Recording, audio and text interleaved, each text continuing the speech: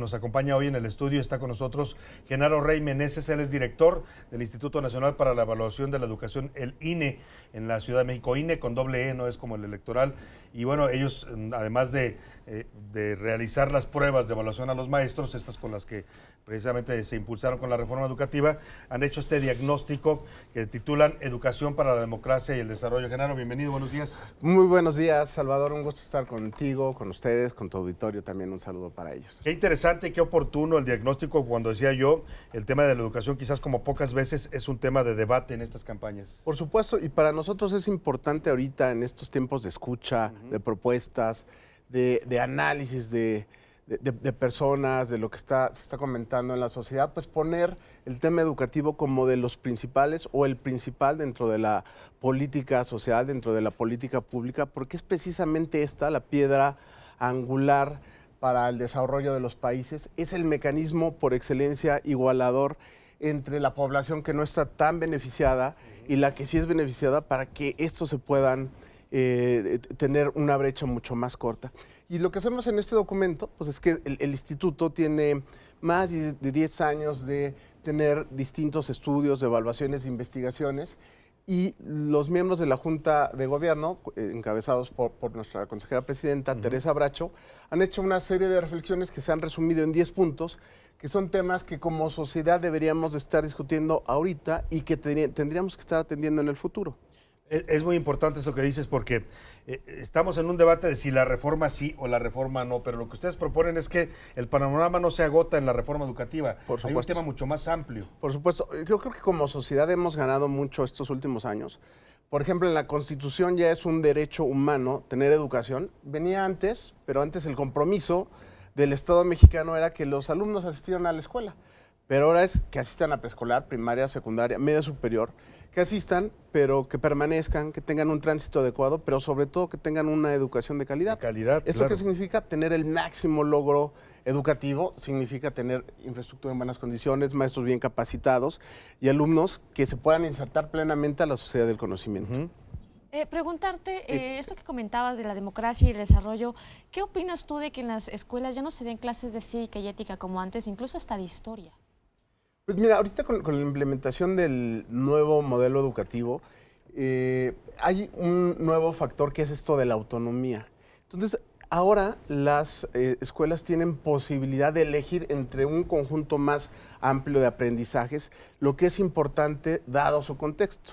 Digamos, ¿qué nos toca a nosotros? ¿Qué le toca al Instituto Nacional para la Evaluación de la Educación? Es precisamente evaluar cómo se da esta implementación de la autonomía. Y uno de los puntos que estamos tratando precisamente en este documento, en estas reflexiones, es que las escuelas puedan tener acompañamiento de las autoridades educativas y no como se ha hecho tradicionalmente, que les decimos a la escuela, esto tienes que hacer. Las escuelas responden a lo que dice una élite de burocracia y ahora no, tiene que ser al contrario.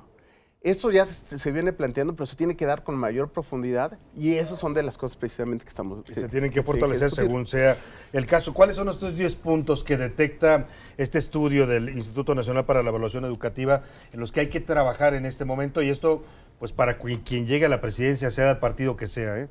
Mira, te comento un par de inicios. Por ejemplo, el primero tiene que ver con la formación para las personas que quieren ser docentes. Tenemos unas grandes instituciones que son las normales públicas del país, que se invirtió mucho dinero, hay mucha capacidad intelectual en ellas, pero desafortunadamente en cada transformación, reforma educativa, actualización, son las que están hasta el final de esas actualizaciones. Se reforman planes y programas de estudio y hasta el final las normales.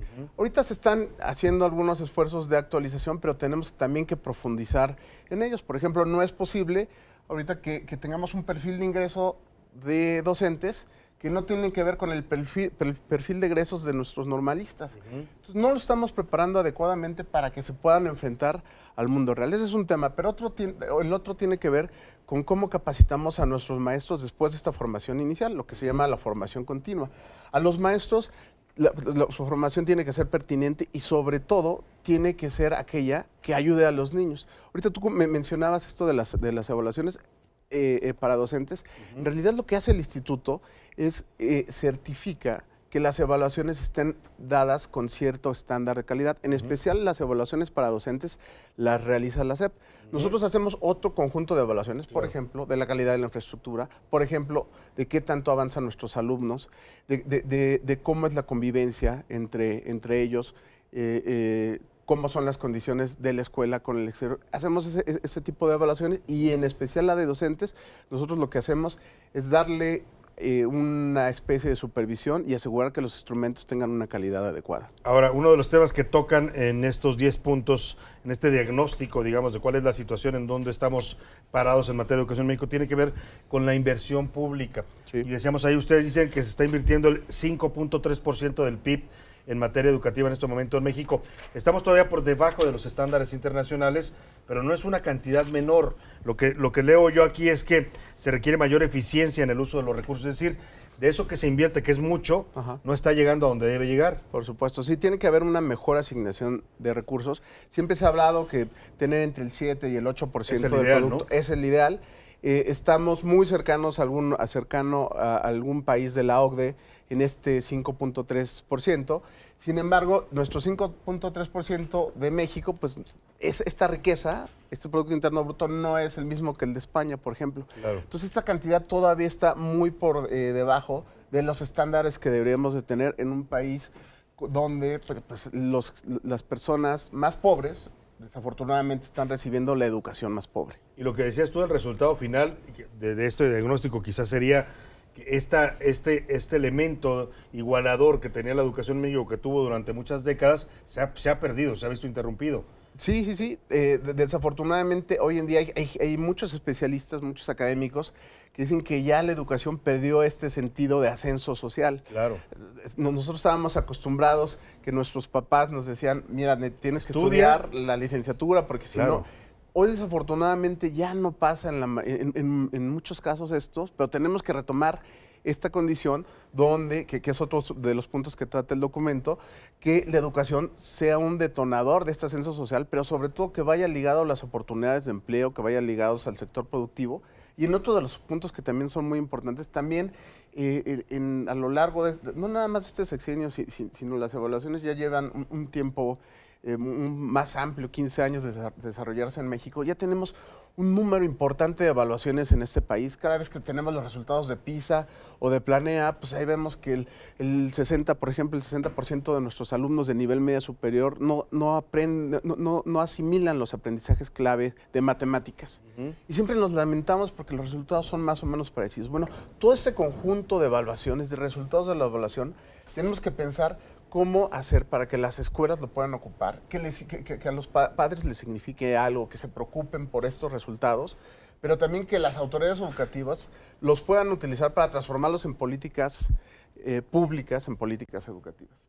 Y creo que lo que yo te quería preguntar, ¿dónde nos estamos trabando? Porque a través de estas evaluaciones detectan estas áreas de oportunidad, vemos un presupuesto que también, si no es el mejor, es el adecuado en este momento. ¿Dónde se está empezando a trabar todo? Hay un elemento muy importante que diseñó este país hace 5 años, que es que le dio al instituto, al INEE, autonomía para que a través de las evaluaciones también las pudiera transformar y decirle a la autoridad educativa, mira, esos son los resultados de las evaluaciones. Yo te doy esta serie de recomendaciones de política educativa para que tú las implementes. Hoy, dentro de un par de horas, se van a estar presentando las directrices para la formación continua de docentes. ¿Por qué? Porque el instituto, a través de una serie de estudios, encontró algunas cuestiones positivas, pero también algunas áreas de oportunidad a raíz de estas evaluaciones que tenemos que ir mejorando sobre la formación de nuestros docentes, porque en la medida que los maestros se formen, que tengan una mejor formación, podrán tener mejores resultados educativos nuestros hijos. Entonces, el espacio de oportunidad que tenemos es que las autoridades educativas volteen a ver estas directrices, que las atiendan plenamente, que les demos seguimiento. En este punto, diversas voces, ahorita que comentaban de estos tiempos de campaña, han dicho, bueno, hay que hacerle más caso a las directrices, porque es precisamente ese tipo de documentos los que nos dicen los resultados de la evaluación y lo que como sociedad tendríamos que hacer para mejorar. Y mire, yo no quiero terminar esta entrevista sin leerle estos 10 puntos, porque creo que son los que debieran normar cualquier propuesta de quien llegue a la presidencia, sea del color que sea y del partido que sea. Si te parece, los vamos leyendo. Por ejemplo, el primer punto es: el Estado está obligado a garantizar el derecho constitucional de todos a recibir una educación de calidad, ¿no? Sí. El segundo es: el Estado ha de mantener su papel rector en materia educativa. El tercero, la organización escolar ha de centrarse en promover el aprendizaje a partir de condiciones que favorezcan el desenvolvimiento de la comunidad escolar.